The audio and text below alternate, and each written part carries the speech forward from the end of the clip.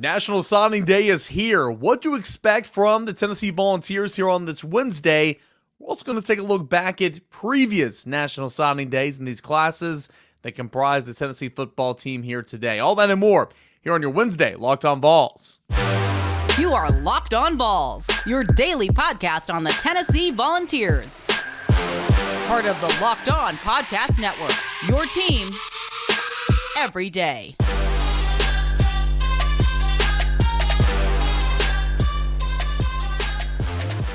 Hey everybody, welcome into it. This is your Wednesday edition of Locked On Vols, and I'm your host, Eric Kane. So glad to have you guys here with us today.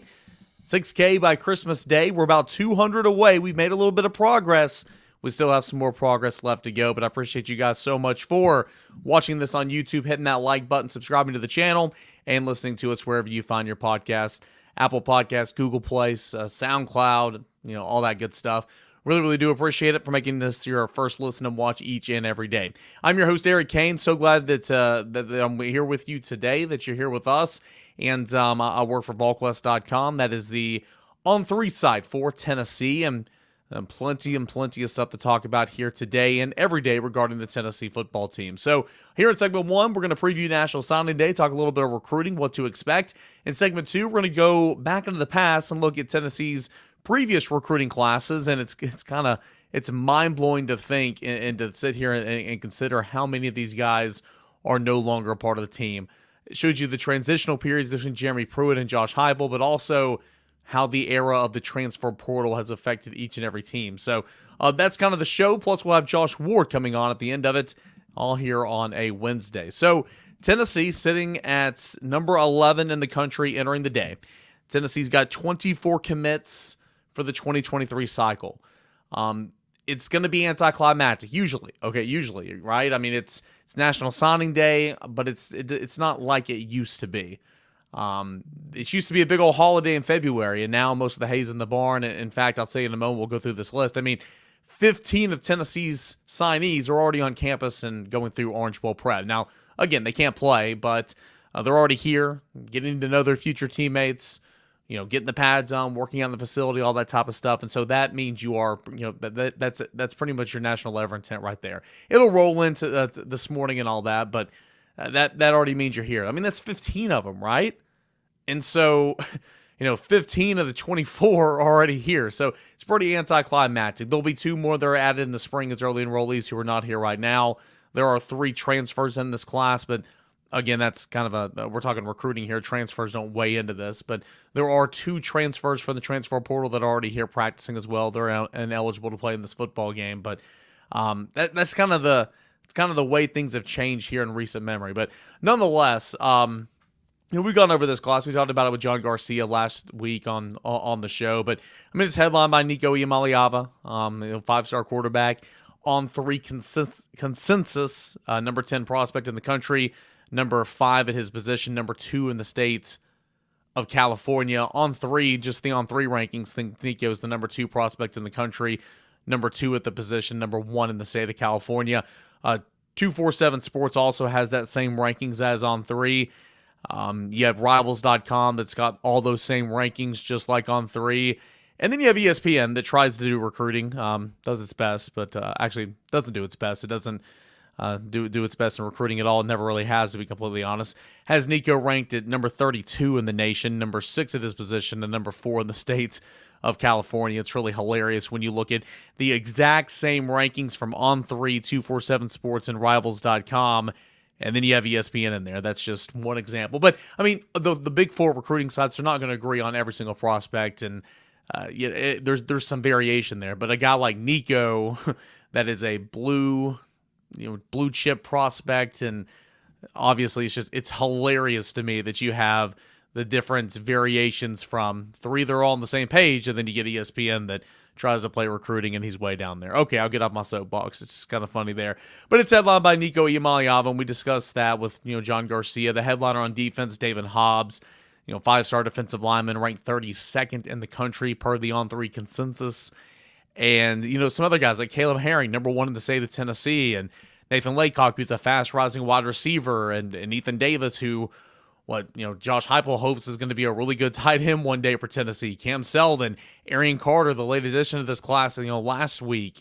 Jordan Matthews, who could, make his way and maybe play an impact at cornerback next football season.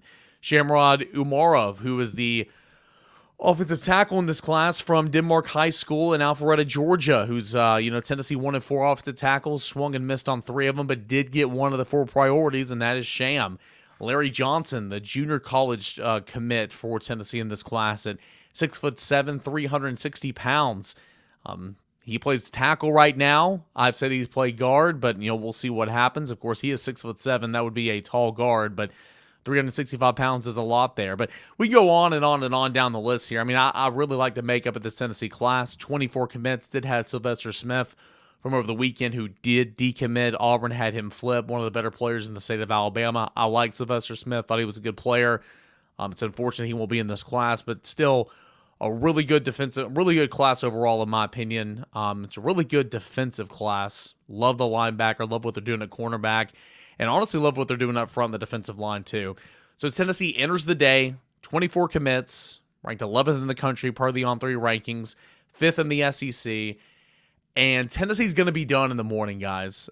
Tennessee's going to come in, and in my opinion, by 10 a.m., Tennessee will have signed all of its commits. That's kind of what they did. It's kind of how it happened last year with Josh Heupel. That's kind of the plan this year. So if you wake up and you're heading to work, you get in your car and it's 8 o'clock, a lot of these commits will already be signed. So if you want to follow me on Twitter at _Caner, I'll be tweeting out literally every single time the paperwork comes in and it becomes official. But again, 15 of these guys will be announced, bang, bang, bang, bang, bang, right after one another because they're already here on campus. So nonetheless, that's kind of what to look forward to. Who are some of those guys who are already on campus? Well, you have 15 early enrollees who are already on campus and already going through Orange Bowl practice. Again, you can practice. This year, you can travel with the team and practice on site, but again, you can't play in the bowl game. So I think it's a little bit overblown. It doesn't hurt you whatsoever. I know the coaches want you here, so they don't have to worry about waiting out till the end to see if you're going to sign. I get it from that perspective. It's not like going through the practice schedule is going to hurt you whatsoever. I do think it's overblown. I don't think it helps an awful lot. If I'm one of these prospects, I'm like, deuces, guys, I'll see you in January. I'm already enrolling early here, but nonetheless, here they are. Nico Imaliava is on campus. He is practicing. Caleb Herring, the 4-star edge from Riverdale High School, Murfreesboro, the younger brother of Elijah Herring, the number 1 player in the state of Tennessee. Caleb Herring, he is here. He is practicing already. Ethan Davis is on campus. He is injured, so he's not going through workouts. He's doing a little bit, but he is injured right now, but he is here for bowl practice. The tight end, that's a big one because, again, you had Alex Golesh left for a head coaching opportunity. Jordan Matthews is here, probably one of the guys that potentially can make a difference on the defensive side of the football next year. We'll have to see, but the 4-star cornerback from Baton Rouge, Louisiana is here. Nathan Laycock, the wide receiver that I spoke on earlier, 4-star, he is here. He is practicing. Shamrod Umarov, Sham, the 4-star offensive tackle, he is here. Actually saw him walking through the complex on Tuesday. Good-looking fella. Ricky Gibson, the 4-star cornerback from Alabama, he is here. He is practicing. Arian Carter, the in-state linebacker from Tennessee that we spoke on last week who committed to Tennessee, he is here. He is here for bowl practice. Jalen Smith, 3-star linebacker out of Grayson High School, another guy who I think is severely underranked with the guy here in a moment I'm going to mention in Jeremiah Thielander, the linebacker position. Really like these linebackers. Jalen Smith is here going through bowl practice. Nathan Robinson, 3-star defensive lineman, who continues to just grow. This guy played linebacker in high school, super athletic, but now he's 6'5", about 275 pounds. He just continues to get bigger and bigger. Nathan Robinson's here. Christian Conyer, the number 1 player in the state of Kentucky, is here, 3-star cornerback. John Slaughter, 3-star safety, is here practicing. Bison Lang, 3-star interior offensive lineman. He's going to be a guard. He's here going through Orange Bowl practice. Jeremiah Thielander, who I just mentioned, the fellow linebacker, he's here. And then Jack Luttrell is here as well. Jack Luttrell was the first commit of this class all the way back in July or August of 2021. Dude is stuck with Tennessee. There have been rumors out there of him decommitting plenty of times. This is what happens when you commit early to a class. But how about that? Jack Luttrell started this whole thing back in August of 2021. A super athlete. I'm intrigued to see how he translates over at the next level, but he's here as well. So that's 15 early enrollees who are already here going through Orange Bowl practice. Two transfers are also here. Tennessee has three commits from the transfer portal already. Two of those guys are already here practicing as well. McCallan Castles, the tight end, and Charles Campbell, the kicker from Indiana. Castles, the tight end, the transfer from UC Davis. So that's kind of what this class looks like. Those are the players who are already here and already practicing right now. Again, it's going to be anticlimactic, but again, you did all the work in the offseason. You did all the work in the spring and in the summer, and then you finished up this class in the fall by getting Khalifa Keith, the running back, by getting David Hobbs, by securing some of these other guys, Vyson Lang, David Hobbs, the defensive lineman, and Cam Selden, who are not already here for bowl practice. They will sign today, and they will be early enrollees as well for January. So that's kind of what you have to look forward to today. Again, it's going to be early. If you're listening to this podcast early in the morning, you have something to look forward to. If you're catching it at lunch, it might be over. But hey, welcome to recruiting, and welcome to the new signing day here in this era of football. When we come back, what did Tennessee's classes look like from the past? It's really interesting to kind of jump in that time machine and go back and see who's here and who's not here any longer. That coming up more in a moment here on Locked On Vols. But first, guys, I want to remind you about a proud sponsor of this podcast. It is BetOnline.net. BetOnline.net, your number one source for the sports betting information, news, stats, analysis. Get the latest odds and trends for every professional and amateur league out there. From pro football to college bowl season to basketball and World Cup, they've got it all over at BetOnline.net. If you love sports podcasts, just like the one you're listening to right now, they've got that at BetOnline as well. Always the fastest and easiest way to get in all your betting information this season. So right now you can head on over to the website or use your mobile device to learn about all the latest trends and all the action over at BetOnline. It is where the game starts. Welcome back into your Wednesday edition of Locked On Vols. It is National Signing Day 2023. Tennessee's going to sign its entire, no, I don't want to say its entire class, because you do have the February window as well, so Tennessee might add one or two more over there at that point in time. But typically, this is it right here. No longer is the national holiday in February 4th or 5th or whatever signing day used to be. I know it changed every single year. This is it right here. And Tennessee's going to do all the heavy lifting here today. It's going to be done early as well. So let's go back and look at Tennessee's classes in recent history, okay? Tennessee sitting at number 11 right now in the country. They were at number 8 before the decommitment of Sylvester Smith, but number 11 in the country, which is really good, 24 commits, and number 5 in the SEC. Tennessee should be really pleased where it is right now. I mean, that is a solid class. But what about Tennessee's previous classes? Who were some of those headliners? And who's still here and who's gone? So look back to the class of 2022. This was Josh Heupel's truly his first recruiting class here as Tennessee's head coach. He technically gets credit for Jeremy Pruitt's last class, but again, it wasn't his class. There's some good players in it, but it wasn't his class. And again, Josh Heupel was put behind the 8 ball here. Josh Heupel got in, was pretty much announced as head coach in late January of 2021, and by that time, that really, really good crop of in-state talent just hadn't built that relationship with Josh Heupel. It was a little too late. I mean, Elijah Herring signed with Tennessee, but we'll get to him in a moment. But he was behind the 8 ball, but still turned in a really, really good class, in my opinion. So anyway, Tennessee won on National Signing Day, brought in James Pierce, who's actually the highest-rated prospect in this class here at 137 at the On3 consensus. If you're watching on YouTube, I'm going to go grandpa mode again here and put on my glasses. But James Pierce, kind of the headliner of that class. Tyree West was a National Signing Day get as well. 164 on 3 consensus ranking as well out of Tifton, Georgia. And those two guys saw a little bit of action. Addison Nichols, who I think his role is going to continue to grow, and I think this will be a big spring for him. He was in this class. Taven Jackson was the 4th highest rated prospect in this class. Joshua Joseph, the 5th highest rated prospect in this class, a top 205 national player. Caleb Webb, who I still think there's a lot of good football ahead of him, overshadowed a little bit by a guy that's down further in this class in terms of just being true freshman, in terms of the talk at least. But I think Caleb Webb, there's a lot to like about him. D. Williams, the cornerback, who turned into a really good punt returner for Tennessee this past year. Justin Williams-Thomas is a part of this class, but of course he is in the transfer portal's left. Squirrel White, Dylan Sampson, who was really good. I mentioned Chaz Nimrod earlier. Continue to go on down the list. Cam Miller, who came in as a wide receiver, shifted back to the safety spot. Jordan Phillips coming in this class. He was nationally pitted at number 706. He is in the transfer portal now.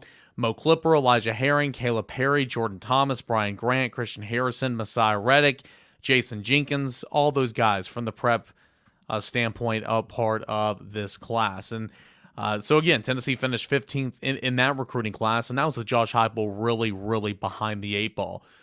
You're about to be amazed right here. Let's go to 2021. It's only going to get worse the more you go back. 2021, number one rated prospect in Tennessee's class, well, it was Aaron Willis. I was really high on Aaron Willis. Obviously never panned out here. He was kicked off the football team, and he's no longer here. Caden Salter, number 2 prospect in this class for Tennessee, never made it here. He's no longer here. Cayman Marley, 3rd highest ranked prospect in this class, not here anymore. The top 3 prospects, the top 3 signed prospects who enrolled in school for Tennessee in the class of 2021, no longer here. Walker Merrill, there he is. He's number 4th. He's still here. Julian Nixon, number 5, no longer here. William Parker's still here. Deshaun Rucker's still here. Byron Young, of course, he was transfer from the JUCO ranks. He's here. Christian Charles is still here. Miles Campbell, everybody was really high on Miles Campbell, including myself, no longer here. Trinity Bell, no longer here. Jalen Wright was in this class, and Maury McNeil's in this class. Isaac Washington, who never made it on campus, or was on campus, but he was on campus. He was enrolled, but I don't think he made it through his spring. He's no longer here. Anderson Kobe was in this class. He spent a season here and then left via the transfer portal. Jeremiah Crawford truly was the first Josh Heupel recruit to sign, because if you remember, all those guys I just mentioned, they signed in the early signing period with Jeremy Pruitt, and then he gets fired.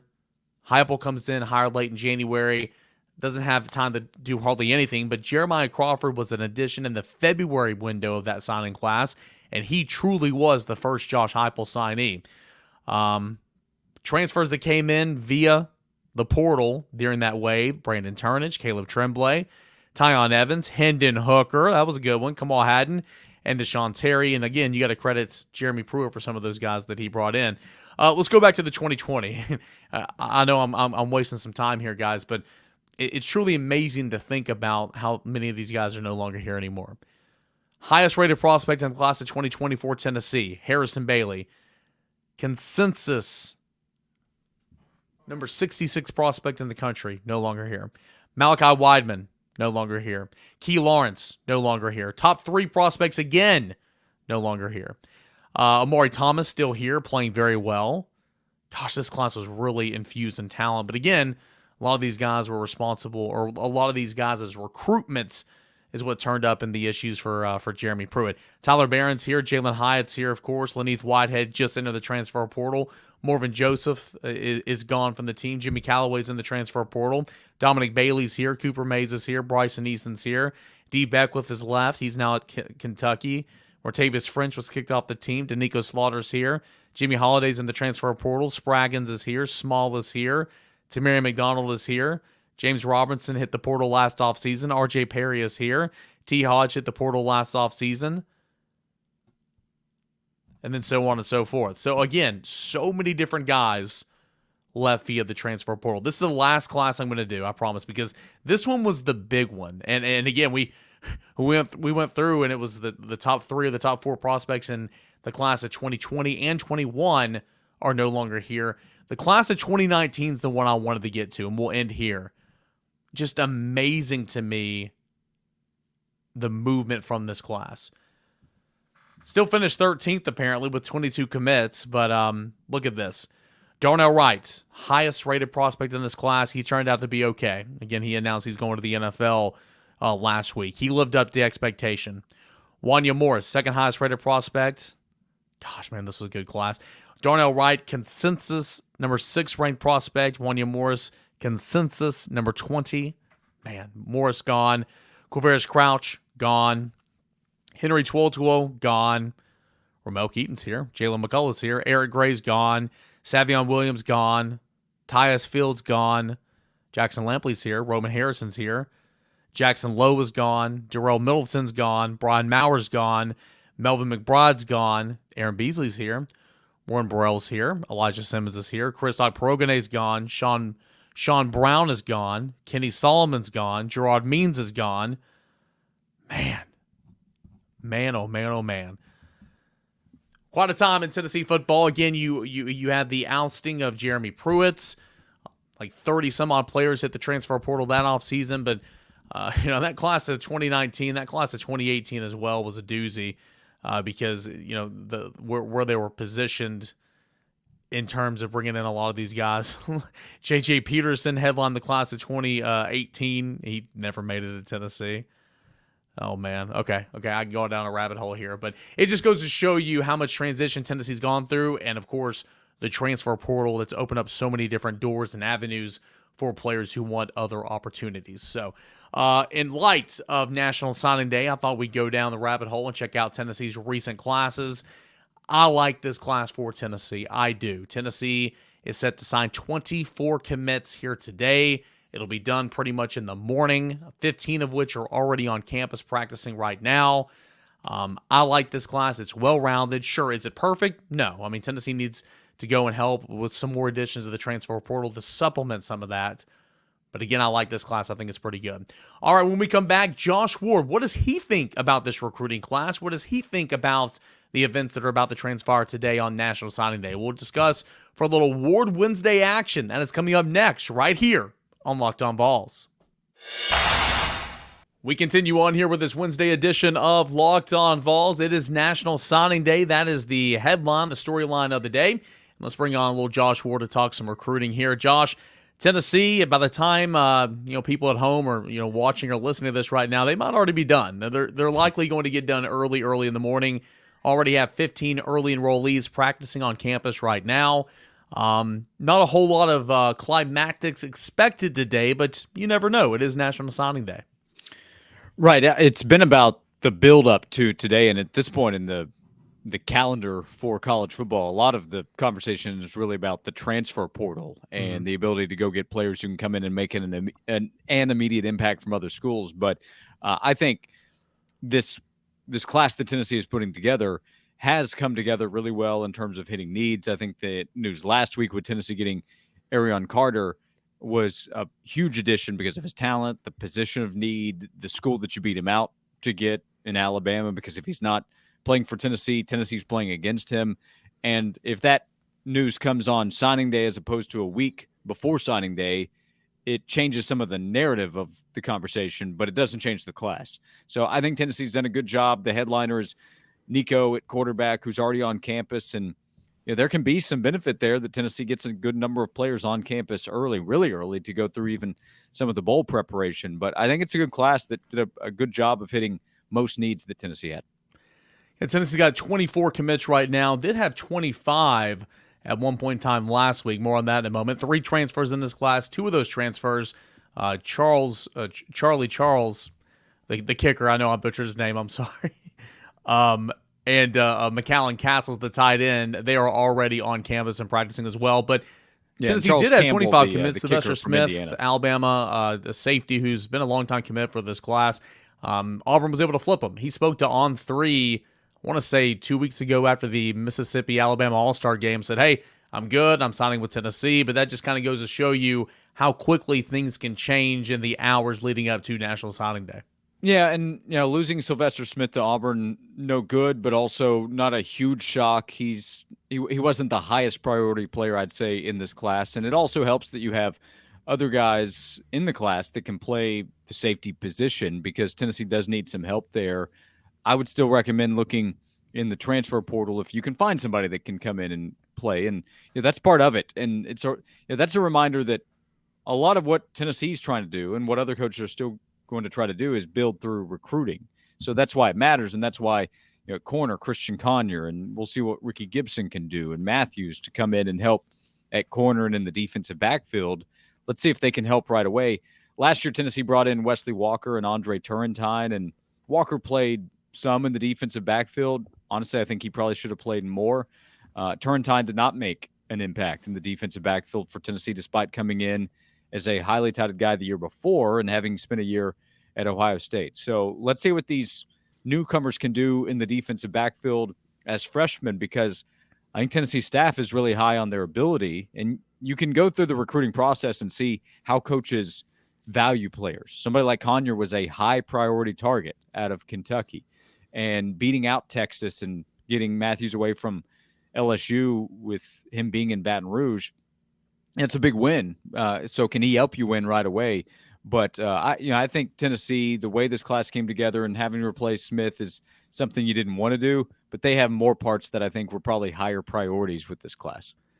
Charles Campbell is the kicker's name from Indiana, originally from Jackson, Tennessee. He's on campus and practicing as well. That was going to bug me. I had to correct myself. Nonetheless, but you've mentioned a couple of these guys already in this class of 2023 who's expected to sign today. Take out Nico's name. Who are you most intrigued with? And maybe add, 2 or 3 to see practice either as an early enrollee or just get on the football field next fall potentially. Yeah, well, in general with the class, I think David Hobbs is somebody that's such an important piece helping build the interior of the defensive line. Think about Matthew Butler's importance to the defensive line. Think about Amari Thomas, how he's come on. I think David Hobbs is a huge part of this class. Arion Carter is somebody that really intrigues me. He is a player whose profile really grew as a prospect. He's an in-state player that's going to excite some fans. But that position, linebacker, is still one that I've got some question marks next year. How early can one of the newcomers help? Can one of those guys make an immediate impact? I think it's a pretty good linebacker class when you add Carter to Jalen Smith, who can really run out of the state of Georgia, and Jeremiah Thielander, same for him, a tackling machine. So that position group, I think, really is improved. But I think Hobbs on the defensive line and your pass rush help that you can add in Caleb Herring and Shadavian Bradley can be a big difference maker in what you're trying to be 2 to 3 years from now. And again, you can get some immediate impact there, but as they grow and build, so let's project to 2024, those players, I think, can make a big difference in where you hope the program will be. How critical is it to get some of these guys on campus and practicing right now? Again, 15 of the early enrollees are on practice right now, or on campus right now practicing for the Orange Bowl. They can't play. You can travel. You can practice on site as well. You can have a jersey on the sideline, but you can't play. How critical is that experience for some of these guys? To me, I think it's a bit overblown, but it's not like it doesn't hurt, right? I mean, it doesn't hurt you. No, it doesn't hurt. And more time you can spend with future teammates, whether it's newcomers together or the veterans who come back, I think that's a positive. I think the bigger deal is just being able to go through the winter workout and then be here for spring practice. But think about it, if you're going through spring practice and you've already gone through some of the bowl preparation, you're maybe a little more comfortable. So the first few days of spring practice, there's actually some familiarity. So it speeds up just your ability to learn and understand and know where to go when Tennessee's coaches are pushing. But I think it's more just the big picture, being on campus for the spring semester and having a lot of guys on campus for that will help in trying to find out who can play. So it helps the players, it helps the coaches. Coaches have a better idea of what they have and what they can expect as you finish spring practice and guys get ready for summer workouts. So the more guys you can have on campus, obviously, the more they can get help and the more the coaching staff can figure out who they can count on right away to figure out just how deep are we. And you can also, you'll have, the transfer portal opportunity. So it just everything has moved up. The recruiting process has moved up, which means players getting on campus has moved up more quickly, and coaches' information to know what they have the following fall has sped up more quickly as well. Last thing here for Josh Ward. He's at Josh_Ward on Twitter. He's co-host of Josh and Swain on 99.1 The Sports Animal, noon to 3 every weekday.